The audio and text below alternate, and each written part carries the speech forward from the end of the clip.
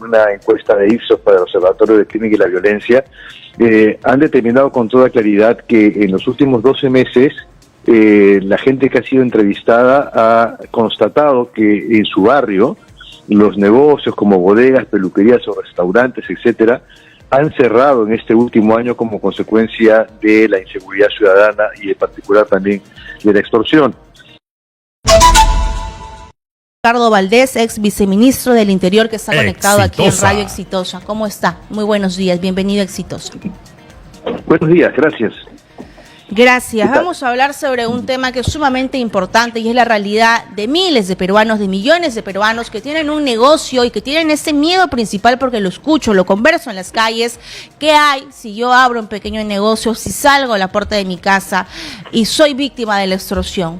Voy a tener que cerrar mi negocio, voy a tener que ocultar mis sueños, voy a tener que irme de mi distrito. ¿Qué está pasando con la delincuencia que está generando que la población pueda cerrar sus pequeños negocios? Bueno, lamentablemente los resultados que hemos obtenido en una encuesta de Ipsos para el Observatorio del Crimen y la Violencia han determinado con toda claridad que en los últimos 12 meses la gente que ha sido entrevistada ha constatado que en su barrio los negocios como bodegas, peluquerías o restaurantes, etcétera, han cerrado en este último año como consecuencia de la inseguridad ciudadana y en particular también de la extorsión.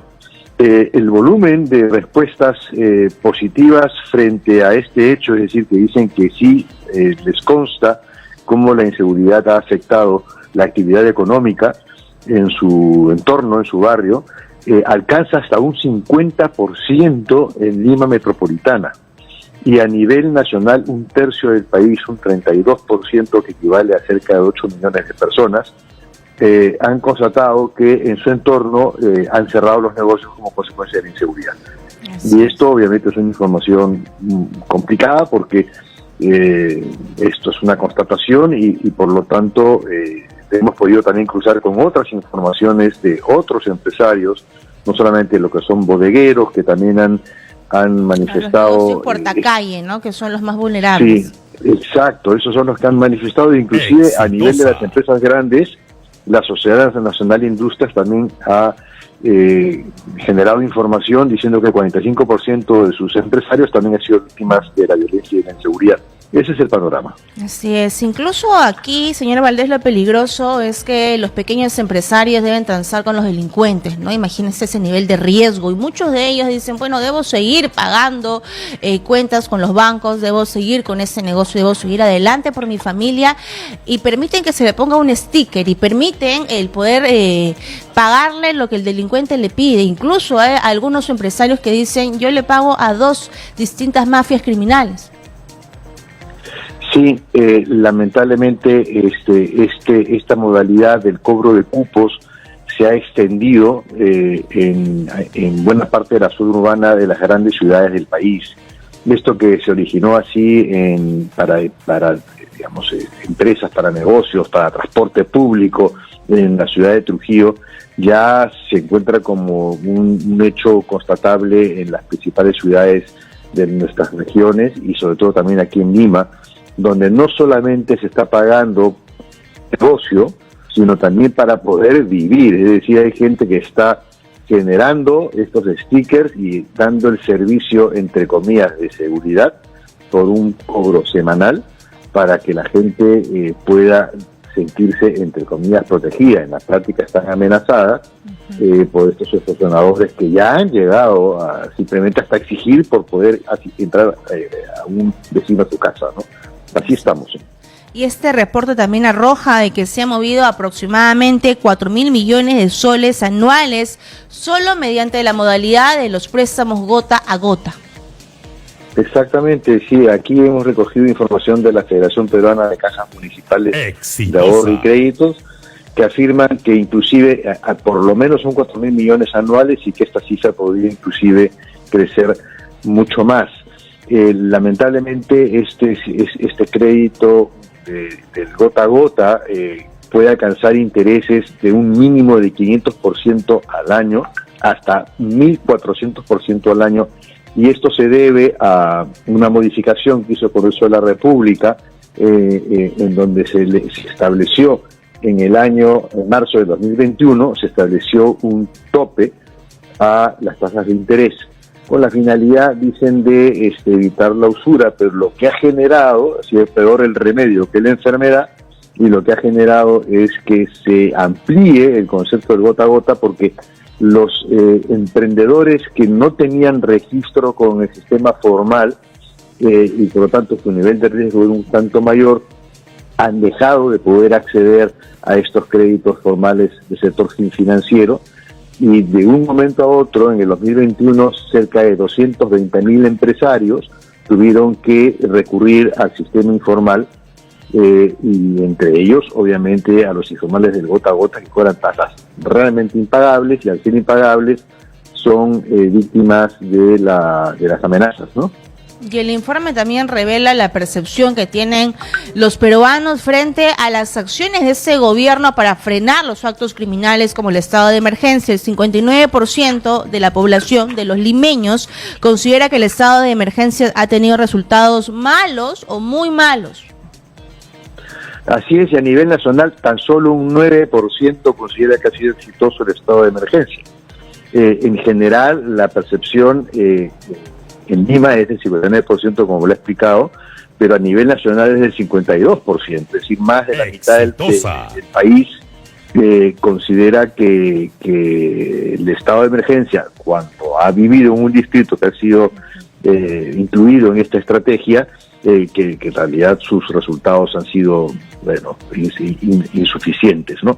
Hay un número importante también de que lo considera regular, sobre todo en la zona del interior del país, pero en ningún caso como bueno o muy bueno, ¿no? Así es, ahora cuando hablamos de la extorsión hay que ver varias aristas, y una de ellas es cómo estos delincuentes tienen tantos números de celulares, tantos chips, porque la gente compra en la calle los chips, cómo tiene acceso a la información del pequeño empresario, y además cómo llega a sus datos personales y cómo accede incluso a poder dejarle amenazas en la puerta de su negocio, o incluso le dejan bombas, aparatos explosivos. ¿Cómo es que se llega a ese nivel?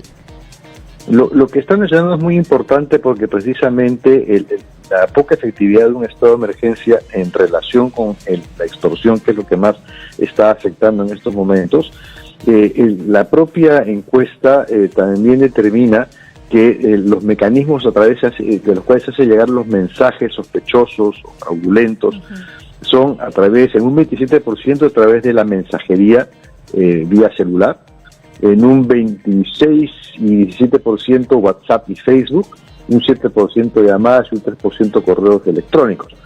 Esto nos pone en una situación en donde, justamente porque se emplean estos mecanismos y estos medios para transmitir la amenaza extorsiva, o para transmitir simplemente la extorsión en sí, es que el control territorial de un estado de emergencia no funciona, porque un tanque no persigue un mensaje de WhatsApp. Entonces, aquí lo que vemos es que hay que cambiar la estrategia, las evidencias que estamos colocando como consecuencia del accionar de la extorsión o del accionar de las llamadas fraudulentas es absolutamente clara, ¿no? Esto nos debe llevar a una reflexión mayor, porque la solución atraviesa por un conjunto de coordinaciones con las operadoras telefónicas del sector financiero, y ahí a su vez, es bueno decirlo, porque ni WhatsApp ni Facebook están regulados en el país, corresponden a lo que es Meta Platforms, que está en Estados Unidos, y para poder tener acceso a los metadatos de esas dos plataformas, desde noviembre del año pasado está pendiente de ratificación un protocolo del convenio de Budapest, que está en manos del Ejecutivo, que aún no firma, y que eso impide que las coordinaciones desde la policía o el Poder Judicial con Meta sea eficiente. De lo contrario, toma cerca de 6 u 8 meses obtener un resultado. Así es, y que la policía tenga las herramientas tecnológicas para poder rastrear estos chips, pero también pasa, así se haya negado muchísimo, que cuando te llega una llamada extorsiva son de los penales, y ya se han encontrado celulares, incluso en Chayapalca se encontró una antena de internet en un penal de máxima seguridad. Aquí también tenemos otro problema en la cadena de justicia.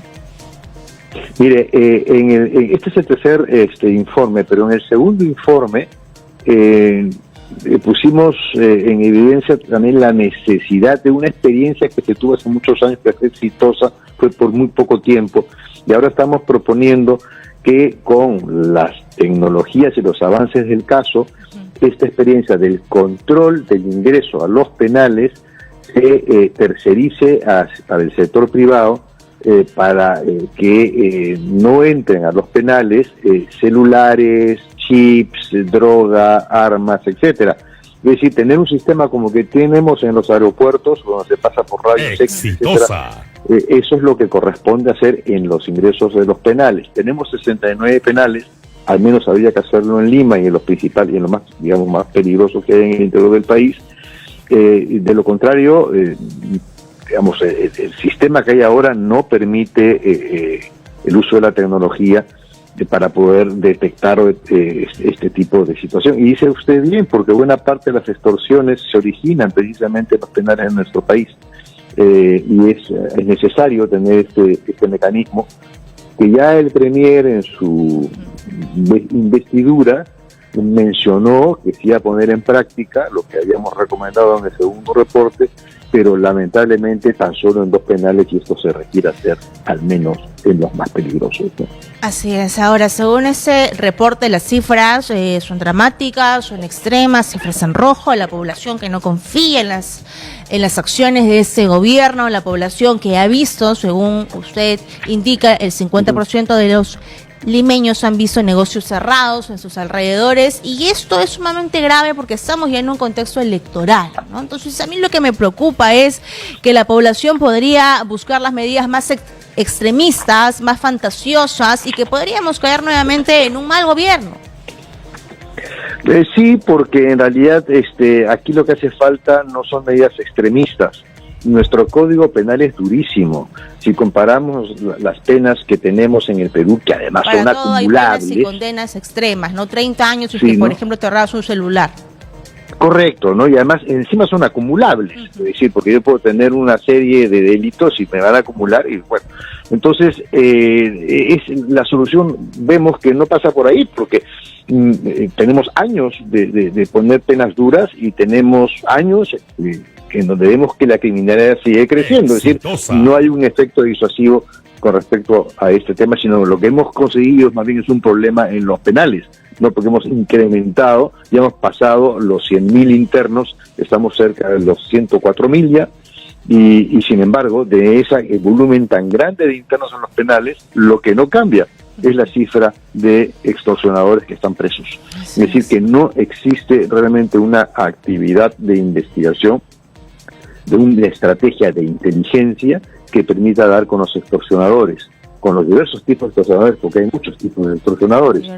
Entonces, lo que hay que hacer es simplemente plantear inversión, inteligencia, estrategia general, involucrar a los diferentes actores, de que son muchísimos, no solamente es la policía o el Ministerio del Interior, son muchísimos los que intervienen en la persecución del delito, en la prevención del delito y en todo lo demás. Bien, gracias a Ricardo Valdés.